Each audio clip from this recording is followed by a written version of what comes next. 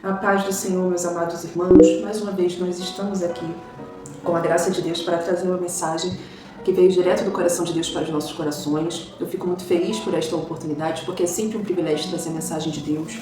Mas hoje eu reconheço que eu não tenho nenhuma mensagem pronta, como muitas vezes Deus me surpreende aqui. Quando eu ligo a câmera, eu não costumo fazer um planejamento do que eu vou trazer, embora Deus me traga uma revelação, ela venha ao meu entendimento, porém eu não costumo trazer isso de uma forma rígida. Então eu deixo e dou a liberdade para que o Espírito Santo ele realmente fale da forma que ele deseja aqui. Então, hoje pela manhã, Deus trazia muito ao meu coração um tempo de restituição, E ele me trouxe a história de Jó. E eu queria trazer para vocês essa história de uma forma bem breve, porque muitos já conhecem a história de Jó, e eu sei que essa mensagem ela vai servir para um renovo para muitas pessoas que estão aqui, para uma nova fase que está por vir em nossas vidas. E eu creio e eu me incluo nisso também. E eu tenho certeza que essa palavra profética vai desencadear na sua vida um novo tempo, meu irmão. Eu tenho fé nisso. Então, a mensagem está lá na história de Jó, no livro de Jó, e o texto, o versículo que eu gostaria de trazer, enfatizar para vocês aqui hoje, está no capítulo 42 e fala lá no versículo 12, diz assim: Assim o Senhor abençoou Jó muito mais do que antes.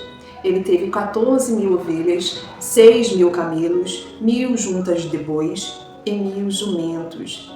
Deus também deu a Jó mais 7 filhos e 3 filhas. Colocou os nomes delas de Gemima, o da segunda de Késia e o da terceira de Queren-Apuque. As filhas de Jó se tornaram as mulheres mais bonitas de toda aquela terra e receberam a parte da herança junto com seus irmãos. Depois disso, Jó ainda viveu 140 anos.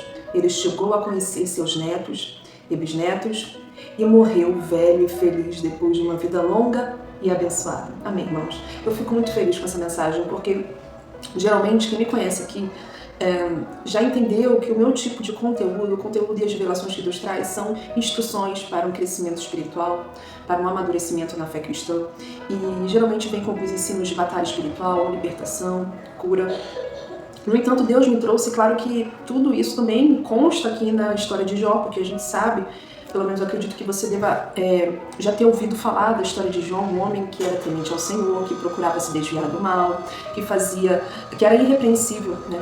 Então, nós sabemos muito bem que o próprio inimigo, em um momento ali onde Deus convoca todos os anjos no tribunal celestial, e o inimigo ele aparece e Deus mesmo decide falar sobre a história de Jó. Ele decide trazer a história de Jó como um exemplo, como uma testemunha de um homem fiel ao Senhor. E por mais que todo o processo de sofrimento que Jó passou, ele perdeu praticamente tudo. Não foi tirado de Jó a vida dele e a sua mulher, mas ele perdeu a sua dignidade, ele perdeu a sua saúde, ele perdeu a alegria da vida, gente. Esse homem ele perdeu seus filhos, os seus bens, ele perdeu amigos. Então, esse homem ele se viu em um completo escárnio. Então, de um momento para o outro, foi tudo lhe tirado. E tudo isso foi como base para testemunhar a sinceridade da fé em Deus. Porque, na verdade, Deus, eu acredito realmente, gente, que Deus ele não precisa provar nada a ninguém.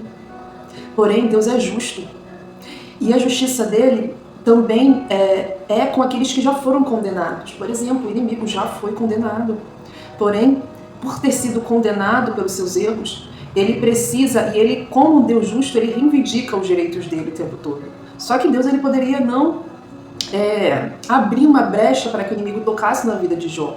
Porém, ele usou toda uma situação para que Jó pudesse conhecê-lo mais profundamente. Porque, embora realmente Jó fosse extremamente obediente aos princípios, respeitasse e honrasse a sua fé em Deus, ele só o conhecia de ouvir falar. Então, na verdade, Deus permitiu todo esse acontecimento para que Jó pudesse se aprofundar na sua fé, em experiências. E Jó mesmo fala, né, lá no finalzinho da história do livro de Jó, fala que realmente o que ele tinha visto, o que ele conhecia era muito limitado e que as coisas que Deus apresentou a ele em questionamento, né, quando ali no capítulo 39, no capítulo 40, quando Deus ele aparece e começa a fazer várias perguntas para Jó, porque realmente Jó estava indignado, Jó estava com um grande sentimento de injustiça, ele estava ferido no físico, mas também estava extremamente amargurado.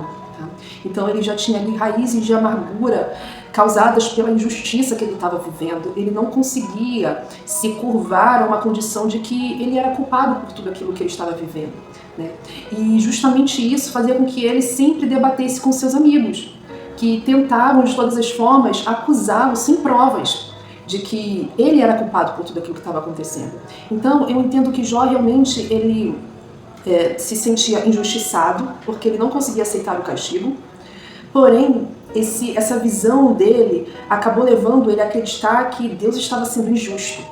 Só que Deus, em nenhum momento, ele tem um caráter injusto. Então, se algo está acontecendo conosco hoje, é porque a justiça de Deus está operando. Porque, na verdade, por mais bons que sejamos, por mais obedientes que sejamos, jamais nós vamos conseguir alcançar um estado de perfeição. Porque nós vamos sempre errar em pensamentos, em atos, em palavras, em algum momento ou outro. E Jó, ele era uma pessoa como qualquer outra, embora cuidasse para que não pecasse contra o Senhor, oferecia sacrifícios e fugia da aparência do mal. Jó, ele com certeza pecou em algum momento de sua vida. E, na verdade, isso fala sobre o quanto nós somos o quê? Alvos da misericórdia, da graça de Deus. Porque, na verdade, o que nós merecíamos de fato era as consequências desse pecado, e as consequências do pecado são a morte. Porém, Deus mostrou a sua misericórdia, Deus permitiu que tudo isso acontecesse com Jó para provar, tanto no tribunal celestial, testemunhando a sinceridade da adoração de Jó, que não era baseada nos bens materiais, porque ele tinha perdido tudo.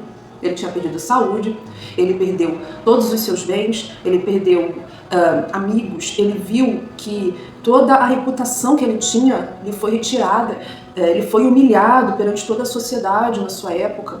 Então nós vemos um homem sendo humilhado pela sua própria esposa, ridicularizado pela sua própria esposa.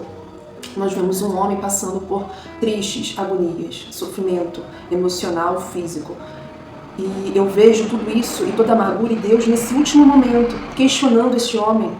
E isso é que Jó, ele abaixa a cabeça e ele entende, gente, eu realmente nunca tinha o visto. Eu só ouvia falar de quem ele era. E hoje eu vejo, eu contemplo todos os seus feitos, a grandiosidade de quem ele é. E somente o ver causa um temor, gente. O ver a Deus, e não fisicamente, vamos colocar aqui, mas ter a compreensão de tudo que Deus faz, ouvindo isso da sua própria boca, causa um grande temor. E Jó, ele reconheceu que realmente tudo aquilo que ele estava vivendo era justo, era justiça, era justo porque realmente ele era imperfeito e Deus era grandioso. Então Jó precisou abaixar a sua cabeça num momento de maior humilhação da sua vida para reconhecer que Deus era bom. Porque em algum momento da sua vida, a situação, o sofrimento que ele estava passando, estava fazendo questionar a autoridade e a justiça de Deus. Porque em algum momento na história dele ele vai falar que será que os seus olhos são como os olhos humanos? Será que o Senhor julga como os humanos ou que o Senhor vê como os homens veem? Será que o Senhor não está vendo tudo o que está acontecendo? Julga a minha causa, Senhor. E ele traz a amargura de alma e ele tenta, pelo menos que com seus amigos, eles consigam compreender, mas nem os seus amigos conseguiram compreender. É como Zacarias fala, foi feito na casa dos seus próprios amigos. Então, eu vejo toda essa situação, talvez você esteja passando por esta mesma condição, um momento de humilhação, um momento de perdas, um momento de um sofrimento significativo, que parece que nada mais vai ser como antes, ou que você não vai ter alegria novamente. Deus me trouxe aqui para falar com você que existe um tempo de restituição. Você estava sendo provado pelo fogo, mas você saiu aprovado. Você saiu como um ouro puro, um ouro que é mais precioso que o ouro puro de Ofir. E, infelizmente, irmãos, essas coisas a gente só pode evidenciar através do fogo que consome todas as impurezas dentro de nós. Então, provavelmente, Jó estava sendo refinado ali, naquele fogo ardente daquela prova, aquele sofrimento que ele passou. E o que eu quero dizer para você hoje é que Deus está começando a destravar e liberar sobre a sua vida um tempo de restituição. Tudo aquilo que foi roubado, que o inimigo tentou tragar da sua vida, Ele, nosso Deus, está restituindo em porção dobrada sobre a sua vida. Então eu espero que no fundo do seu coração essa palavra encontre todas as suas feridas e venha como bálsamo. Porque nenhum sofrimento, nenhuma lágrima que corre do seu rosto foi em vão. Nada disso que você passou foi em vão. Você foi aprovado pelo fogo, o fogo das provações. Mas agora, Deus me manda falar aqui com você. Receba, meu irmão. Um novo ciclo está sendo aberto sobre a sua vida. Receba esse novo tempo de restituição, amém? Eu espero no fundo do coração que essa mensagem tenha te alegrado e te renovado. Eu fico até aqui, meu irmão. Até o nosso próximo vídeo.